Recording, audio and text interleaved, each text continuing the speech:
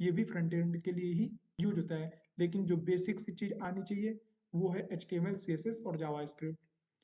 Okay, तो second line start करते हैं। सेकेंड लाइन क्या बोलता है, React is use to build a single page application. Single page application का मतलब ये होता है कि आपको मैं एक सिंगल पेज दिखाता हूँ और एक मल्टीपल पेजेस को कैसे सिंगल पेज में बनाता हूँ। एक फ्रंट एंड की प्रोजेक्ट है मेरे पास, देखते हैं। तो ये एक वेबसाइट है जो कि सिंगल पेज में है। जैसे हम सिंगल पेज किसको बोल सकते हैं, अगर मैं अलग अलग नेविगेशन बार पे आऊँ, सेक्शन में आऊँ, तो ये क्या हो रहा है, कहीं पर भी ये आप देखो कि ये रेंडर नहीं हो रहा है, ये इसी इसी पेज में काम कर रहा है। अलग अलग सेक्शन इसमें बने हुए हैं, अलग अलग अगर सेक्शन पे मुझे जाना है तो ये इसी पेज पे काम कर रहा है, कहीं और जंप होके नहीं जा रहा है। तो ऐसे ही हम मल्टीपल पेजेस को जब इंक्लूड करते हैं तो उसको कैसे हम विदाउट रेंडरिंग यूज कर रहे हैं, वो अगर मल्टीपल पेजेस हैं तो उसको भी हम सिंगल पेज एप्लीकेशन बोलेंगे।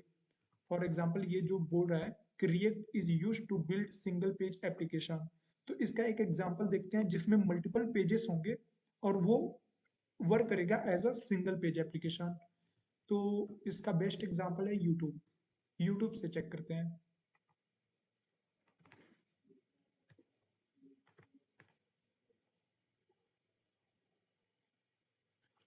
तो आप देखो अलग अलग ये जितने भी है ना, यहाँ पे जितने भी नेम में दिख रहे हैं या जहां पर भी हम अगर किसी भी बटन पे क्लिक करते हैं, ये अलग अलग यहाँ पे फाइल्स पड़ी हुई हैं, अलग अलग पेजेस हैं, बट वो हमें रेंडर होता हुआ नहीं दिखेगा। जैसे अगर मैं पॉडकास्ट पे आऊँ तो आप देखो यहाँ पर कुछ भी रेंडर नहीं हुआ, कुछ भी रेंडर नहीं हुआ, वो डायरेक्ट डिस्प्ले हो रहा है और ऐसा लग रहा है कि इसी पेज में सारे हैं, एक ही पेज में ये सारी चीजें इंक्लूड हैं। अगर मैं यहाँ पे आऊँ, कहीं पर भी अगर किसी भी पेज पे जाना है तो ये रेंडर नहीं हो रहा है। इससे होता क्या है कि यूजर का एक्सपीरियंस बहुत अच्छा होता है। यूजर जब आता है तो हमारी वेबसाइट का एक्सपीरियंस बहुत अच्छा होता है और प्लस फास्ट काम करता है ये। अगर हम दूसरे वेबसाइट पे आते हैं, फॉर एग्जांपल अगर W3 स्कूल की वेबसाइट पे अगर हम चेक करें तो ये रिएक्ट पे काम नहीं कर रहा है, रिएक्ट पे काम नहीं कर रहा है, तो देखते हैं हाउ टू, ये रेंडर हो रहा है, ये चेक करो। और मोस्टली वेबसाइट ऐसे ही काम करती हैं, जो पुरानी वेबसाइट्स हैं वो मोस्टली ऐसे ही काम करती हैं। तो देखो ये इसमें टाइम भी लग रहा है। ओके, यहाँ पे ये जो रेंडर हो रहा है ना, रीलोड, रीलोड दिस पेज, तो इसी को मैं बोल रहा हूँ कि ये अलग अलग पेज जो मल्टीपल पेजेस हैं उन सभी को एक साथ इंक्लूड कर लेता है। जैसे यहाँ पे अगर यूट्यूब में आप चेक करो तो ये चीजें नहीं हो रही है। क्लियर? तो इसको हम क्या बोल सकते हैं, इस पेज को हम बोल सकते हैं, यूट्यूब वाली पेज को, ये ये लाइन हम बोल सकते हैं इसको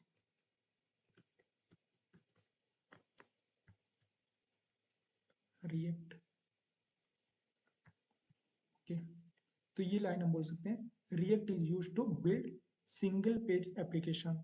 ऐसा एप्लीकेशन जो कि मल्टीपल पेज उसमें इंक्लूडेड हो बट वो एज अ सिंगल पेज की तरह काम करे, उसको हम बोल सकते हैं सिंगल पेज एप्लीकेशन।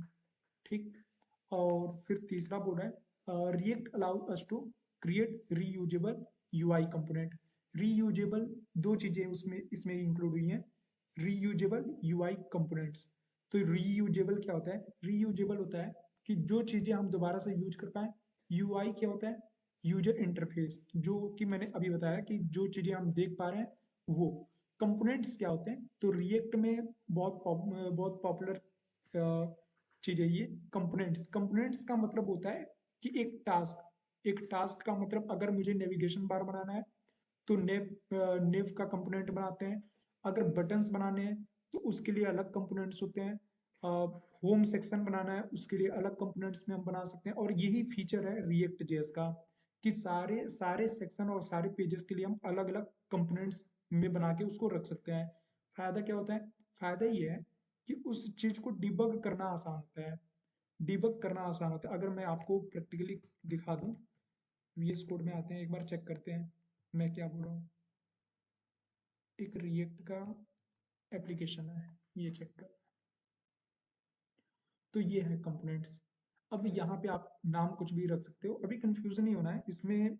मैं समझाऊंगा कि ये फाइल्स कैसे क्रिएट होती हैं, कैसे बनते हैं। अभी हमने इंस्टॉल वगैरह नहीं किया है, वो हम आगे वाले लेक्चर में देख रहे होंगे।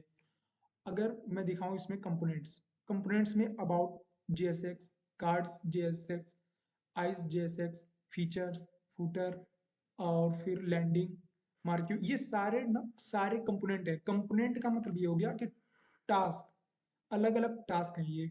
ओके, तो इस टास्क के लिए हम अलग अलग फाइल्स बना सकते हैं, और एक फाइल को, अगर ये एक फाइल है तो मैं कहीं और पे इंपोर्ट करके इस सारे, इसमें जो भी चीजें लिखी हुई हैं, सारे कोड को मैं दोबारा से यूज कर पाऊंगा। अगर अगर मैं बोलूं कि कार्ड JSX में मैं अबाउट वाले को यूज करना चाहता हूं, मैं क्या करूंगा, बस इसको इंपोर्ट कर लूंगा। अब इंपोर्ट वगैरह ये सारी चीजें क्या है, ये हम आगे चेक कर लेंगे। अभी मैं इसमें बहुत ज्यादा एक्सप्लेन नहीं करना चाहूंगा क्योंकि कंफ्यूजन होगी।